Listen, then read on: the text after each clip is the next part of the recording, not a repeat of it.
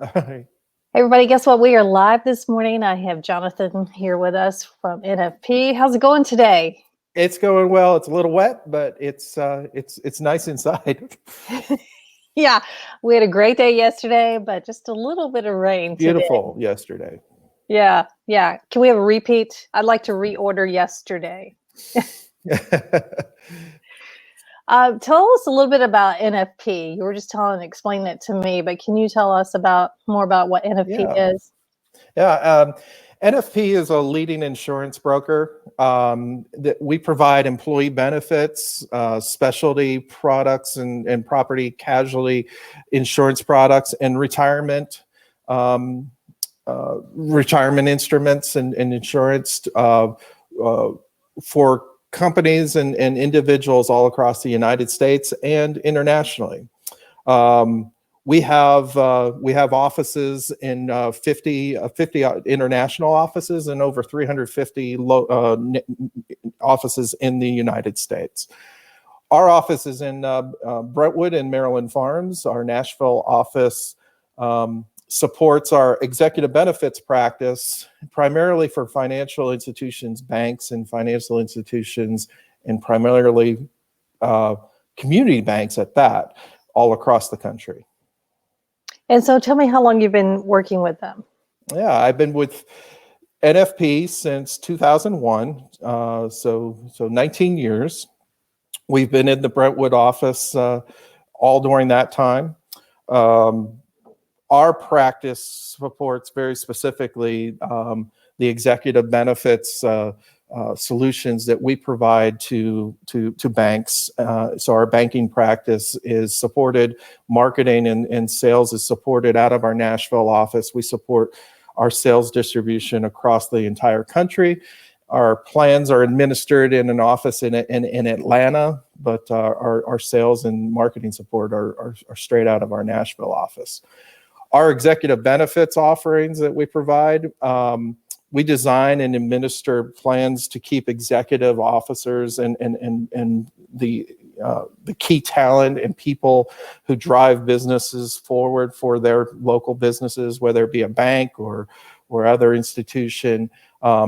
We help develop the plans to keep them rewarded and retained and recruited as well. So.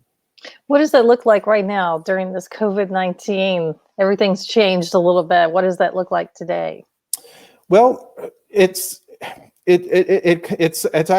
come in web and flows over the last few weeks. The nation really was paralyzed for a couple weeks as we got into a business cycle of how things have changed and just shut down rapidly as it did. Our banks and our clients, we have 2,200 corporate clients across the United States, primarily in the banking space and in community banks at that, have really been focused on the PPP, the Payment Protection Program, and the 2 rounds of that had come out and serving their small businesses in their communities. So they were really focused on that. In terms of our business, we've seen quite a bit of activity. We've seen a lot of activity in the type of plans and strategic planning that we and solutions that we put forward require a bank or a business to take focus on that initiative. And this period has given some of our clients time to take a look at something that maybe had been stagnated or had sat and said, we'll get to that when we have time. Well, they found some time. A lot of businesses whether they did. like it or not, there's time. Right. So they said, that project that we looked at last year and kind of stalled for whatever reason, let's pick that back up and let's move forward with that. So we've seen a lot of busy. Our business has been, pretty active during this time, but it's been different. It's most certainly has been different. We normally have been able to support our businesses face-to-face. Everything's moved online. We've always been prepared to be and able. We were well prepared to serve our clients remotely. That wasn't a problem with us in our business. We've always been able to be that way. NFP is very nimble as well, and able to rapidly move, whether it's a tax code change at the federal level or local, state level. NFP as a culture is very nimble to be able to react and then serve our clients well. So that hadn't changed as well. We were well prepared for that. But interacting with customers, that certainly has changed. And then the pace of the business cycle has changed as well, in terms of being able to deliver a proposal, communicate it, and move forward. It's actually condensed a bit. Mm-hmm. I'm hearing that a lot from a lot of businesses, that they've had to change the way that they do business right now. But I think some of it, I feel like, is going to be for the better, because we're going to have people are finding more ways to connect with their customers, and maybe to do more online things like this that they wouldn't do but in the past. Yeah, it's an excellent point. And in our space, community banking, there's about 5,500 community banks across the United States, or banks across the United States. About 10 years ago, there were 7,000. The community banking had contracted, but now with this payroll protection program and the SBA loans and delivering that very quickly to the mom and pop businesses, the small businesses across the United States are hurting and need that support very quickly. They found a lot of their best solutions in the community banks. And so I think it's going to strengthen the community bank space, where people understand their customer and they're able to deliver a product or services to them in a way that sometimes the larger banks just aren't able to do as rapidly. So I think it's strengthened our banks and the community banks in our area that have always been really strong at delivering to their customers. This has only emboldened them further, I think. Yeah. Talking about community, you're a resident of Spring Hill. Mm-hmm. How long have you lived in Spring Hill?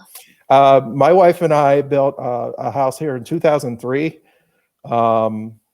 So let me think about that. I've only it's almost, our family has always been in Spring Hill. So it's been 17 years living here in Spring Hill. We built our first house, and then we loved it so much we moved up, if you will, or built a second house. Yeah. And in addition to living there, you also served as an alderman for quite a few years down there. 12 years. 12 years, that's a long time. Yes, from 2005 to 2017, I served as an alderman and was on the planning commission and in other committees throughout the city. The historic commission was a passion of mine. I was a chairman of that for 10 years.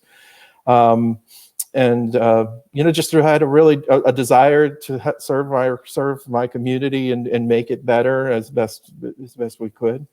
So even back in 2005, when you started serving in Spring Hill, there's a lot of changes that have happened over those 12 years. And the growth of that city has just been incredible. Can you talk a little bit about that? Oh, I sure can. I mean, in Spring Hill, it's a dynamic community. It comes with it a lot of optimism because of the growth, and a lot of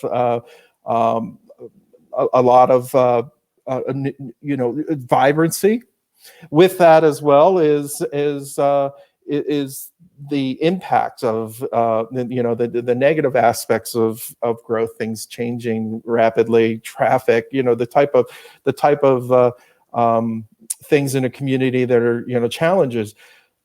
I kind of liken it to loving your spouse or loving somebody you dearly love. If you love the community, you're willing to overlook the faults because of the love that you have and really a kindred spirit or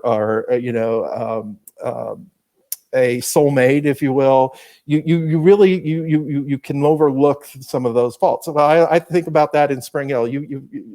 There are a lot of challenges here. There's a lot of changes, but if you look at the positives, again, the vibrancy of a community, with this type of vibrancy and life in it doesn't get you up every day excited for more.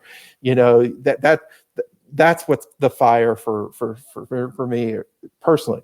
But anyway, the city has changed quite a bit. In 2003, 2005, it was 12,000 residents, and today they're the U.S. Census. I'm going to talk real quickly about that. If you haven't completed the census, go online to census.gov and do so. In today's COVID situation, today, in this period, we would normally have people door to door knocking on your door taking census information across all of Williamson County. Yeah. And that's kind of been challenged. But anyway, today's census, they're looking at about 42,000 residents here in Spring Hill now. And when you look at that's about the size that Franklin was in 1999, 2000. If locals remember how Franklin was a city at that time, that wasn't so long ago, but that's the type of size that Spring Hill is today. Yeah, it's changed a lot. You also working with the election commissioner for the voting that's coming up. Tell us about that, or how that might look, because Right. with COVID, are we going to be able to vote online? Are we all going to have to do absentee ballots? How's that looking right now? Yeah, after serving as alderman in Spring Hill, I was appointed to the Williamson County Election Commission. There's 5 members on the election commission.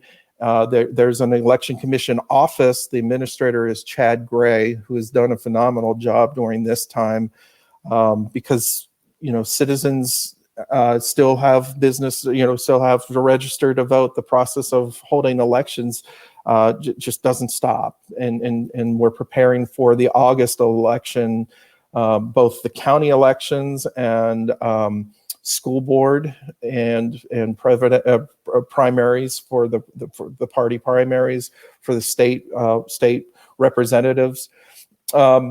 That's going to still occur in August, and we have to prepare for that. So in the midst of all of that, Williamson County has purchased a property, a new office for the election commission, and we're going to be building that out off of Downs Boulevard to serve the community. That won't be open until after the November election, so we're planning for that to be January 1st. So we'll have our own freestanding office and developing that office as well. And then on top of that, the election systems, have evolved. In Williamson County, we instituted a new paper ballot that just went into just our first election was the City of Franklin election, and then we did the presidential preference primary in February using that system. It's kind of interesting. We've evolved from, in mid-2000, going from paper ballots to electronic voting, touchscreen voting, and then, recently in the 2014, 2016 cycle, the need to have a paper ballot to preserve the integrity of elections has come back. And so Williamson County has a new election system on top of all of that as well. So a lot of challenges, and now the contact and social distancing aspect and how that interferes or impacts, I should say, elections, and how we can still encourage residents to have their voice heard and have the integrity of the election held. Our challenges all across the state of Tennessee, and not just the state, the nation. Frankly. Right. So I guess we'll have to wait and see what happens with that, because that's really just around the corner when you think about August. It is. We'll have the early voting in July. And so we'll have to prepare for that. It's really around the corner. Contingency plans are being developed even as we speak. Very actively. It's a dynamic situation. We'll have a lot more information. We've already planned for an additional budget to be able to inform citizens and show them how best, or how they can protect themselves, but at the same time have their voice heard.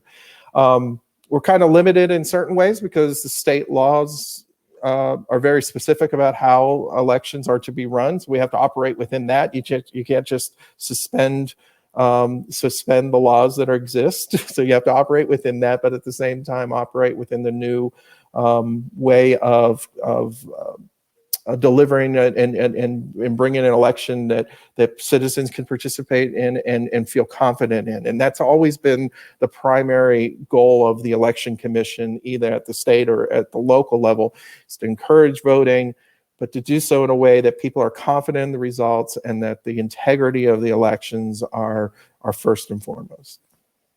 Wow. So you've got a lot going on yourself, talking about Yes. the growth of the area. You're very active and very involved. Tell everybody how they can get involved or to learn more about NFP. Yeah, our website is nfp.com. The website itself, certainly is a good way to interface and learn from us. On social media as well, on Facebook, we have some great videos about how we serve and how our expertise and our experience really does serve our clients well. It's really unmatched. We are a leader in being able to deliver these type of solutions to clients. Our goal is to understand a client, understand their needs, and align their needs with solutions. And how we do that is with our experience in the innovation we have. So learning about us through our website and social media, NFP, is very easy to get to. All right. Well, thanks again. If people are interested about the voting or registering to vote, I think there's still time to do that. Do you know the website for that real quick? Well, the state of Tennessee, I think it's Go Vote TN, is a way that you can do that. And before we wrap up, I gotta say Happy Mother's Day to all the mothers out there. Yes. A shout out to the mothers. And then secondly, Franklin tomorrow just celebrated their 20th anniversary this week, and our area has been profoundly impacted positively by the work of the visionaries who put together Franklin tomorrow and who put those forward in the Franklin Talks. That's the collaboration with the mayors and the promotion of regional betterment for all of Williamson County that they promote. So a super shout out to the Franklin Tomorrow folks for 20 years. It's really been profound change positively for our communities. Yes, they're a great group. I really appreciate all the things that they're doing, and they keep going just like this. They're doing Zoom presentations so everyone can still be involved. Yeah, absolutely. All right. Well, thanks. Have a good weekend, and we will see you again soon. Really appreciate the opportunity, Donna. Thank you all. And nfp.com again is our website, and we appreciate the opportunity to tell you all a little bit about us. All right. Thanks. Bye. Thank you. Bye-bye.